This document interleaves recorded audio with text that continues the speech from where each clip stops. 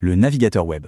C'est fou quand on y pense, mais c'est peut-être l'outil qu'on utilise le plus, tous les jours. Pour le boulot, pour se détendre, pour s'informer, bref, pour tout. Et pourtant, on prend rarement le temps de se demander si on utilise le bon. Alors, c'est ce qu'on va faire aujourd'hui. Quel navigateur faut-il vraiment choisir ? Regardez-moi ce chiffre, 65%. C'est juste énorme. Ça veut dire que près de 2 personnes sur 3 dans le monde utilisent Google Chrome. Souvent, c'est juste un réflexe, on l'installe et on n'y pense plus. On a tous entendu ça un jour, pas vrai? Un ami, un collègue qui dit « Ah, mais installe Chrome, c'est le meilleur ». Il est partout présenté comme la solution évidente. Mais est-ce que sa popularité est vraiment un gage de qualité? Et c'est là que ça se complique. Parce que ce qu'on oublie souvent, c'est que le navigateur qu'on utilise par défaut peut être une véritable passoire. Il voit tout ce qu'on fait, ce qu'on cherche, les sites qu'on visite. Et il partage ses infos. Il est donc grand temps de se demander s'il n'y a pas mieux, des alternatives plus respectueuses. Alors commençons par le mastodonte Google Chrome. Oui, c'est le leader du marché, on ne peut pas le nier. Mais il faut absolument comprendre comment il fonctionne. Son modèle économique, c'est la donnée. L'objectif est limpide, collecter un maximum d'informations sur nos habitudes pour nous servir des publicités ultra ciblées. Et quand on regarde les résultats des tests de confidentialité, eh bien, c'est la catastrophe. Il partage en direct les adresses des sites qu'on visite, il nous attribue un identifiant unique pour nous suivre à la trace et il installe un cookie permanent pour lier toutes nos activités. C'est un véritable aspirateur à données personnelles. Et en prime, il est connu pour être un ogre en termes de mémoire vive, capable de mettre à genoux n'importe quel ordinateur. Maintenant, pour bien comprendre les différences entre tous ces navigateurs, il faut qu'on parle de leur fondation, de ce qu'ils ont sous le capot. Et pour beaucoup d'entre eux, cette fondation s'appelle Chromium. Le plus simple, c'est de voir Chromium comme un moteur de voiture. C'est le cœur de la machine, ce qui fait que les pages s'affichent correctement, que les sites fonctionnent. C'est un projet open source créé par Google, ce qui veut dire que n'importe qui peut prendre ce moteur et construire sa propre carrosserie autour. Et voilà, ça illustre parfaitement l'idée. Tous ces navigateurs, qui ont l'air très différents, partagent en fait le même moteur. Ils ont la même base technique, mais chacun y ajoute son propre design, ses propres fonctionnalités et surtout sa propre philosophie en matière de vie privée. Bien, passons maintenant aux alternatives les plus connues, celles qui se présentent comme les concurrents directs du géant Chrome. Voici le vétéran, l'irréductible Firefox, porté par la fondation Mozilla. Lui, son but affiché, c'est de protéger la vie privée, avec plein de protections activées dès l'installation. C'est aussi un des plus personnalisables. Mais, et c'est un paradoxe assez énorme, environ 85% de son financement vient d'un partenariat avec Google. Ça pose forcément question. Il faut aussi savoir qu'il collecte un peu de télémétrie, des données d'utilisation, mais ça au moins on peut le désactiver. On enchaîne avec Edge, le navigateur de Microsoft qui a remplacé le vieil Internet Explorer.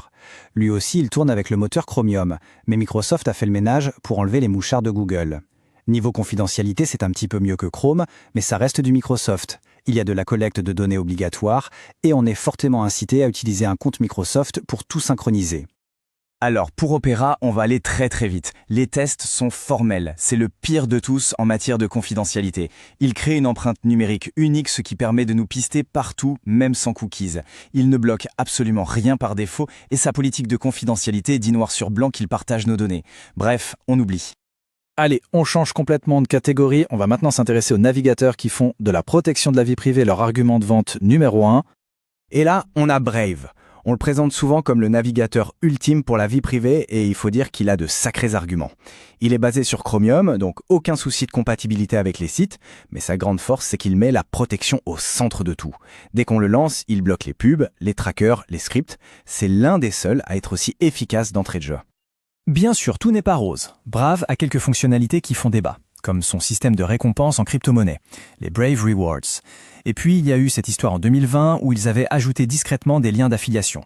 Ils ont vite corrigé le tir, mais ça reste une petite tâche sur les réputations. Pour ceux qui aiment Firefox, il existe aussi des projets très intéressants. D'un côté, on a LibreWolf, qui est une version blindée de Firefox pour un maximum de sécurité et qui ne collecte quasiment aucune donnée d'utilisation. De l'autre plus récent, on a ZenBrowser. Il reprend la puissance de Firefox, mais avec une interface beaucoup plus moderne et épurée, et surtout sans aucune collecte de données par défaut. Ok, on a parlé de confidentialité.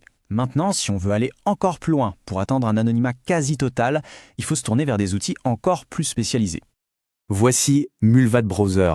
Son concept est simple mais redoutablement efficace. L'objectif, c'est que tous ses utilisateurs aient exactement la même empreinte numérique. L'idée, c'est de se fondre dans la masse.